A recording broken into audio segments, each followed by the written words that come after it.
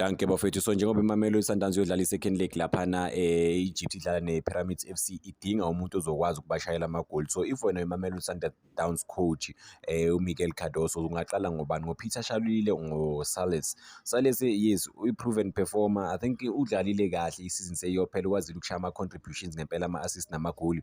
But-ke sikhumbule uPeter Shalulile unenkani washayile amagoli for iMamelodi Sundowns record top goal scorer laphana kuMamelodi Sundowns. So ungaqala ngobani? Ungaqala ngoSalice.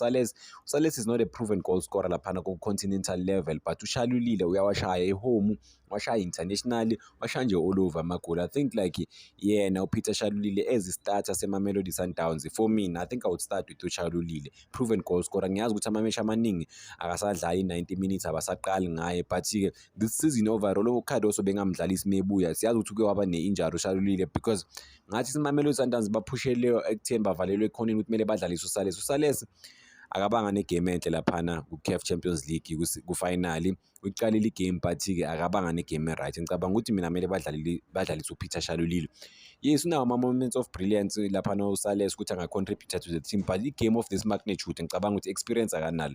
While Peter Shalulile i-proven goal scorer kuMamelodi Sundowns and uyakwazi ukuklika nama-players like mabaloke bawafaka amabhola laphana eboxini. Peter Shalulile uyakwazi ukwalula. Sikhumbule angazi ukuthi khona le game niyayikhumbula na.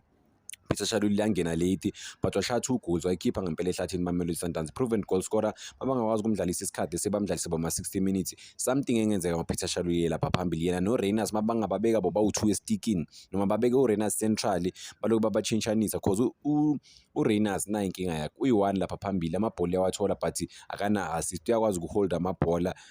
But abaningi basemuva yabo, so abamniki leyo nto leyo. First leg into engiyibonile ukuthi uReyners beyaziholdela amabhola and then ama-quick counter attack thola ukuthi uyi-1 he's able to hold the defense but i-support system ayikho. But mangathola uPeter Shalulile all over the place yabo. Ngaba i-traditional number 9 angahamba ayozikholekthela ibhola. So if bangaqala ngoShalulile lapha noReyners, I think something good can come out. Ngiyazi ukuthi indoda ye-63 million kumele idlale kumnyama kubovu ngoba ngathi i-contract yakhe ithi akadlali because but ku-continental level bafowethu akadlali kahle, asilikhulumeni iqiniso. But for me I would start uPeter Shalulile, uSalice ngamhlalisa ebhenjini yabo. Singakhohlwa-ke noThemba Mshishizwane ukuthi naye kumele edlale. Danko bafowethu.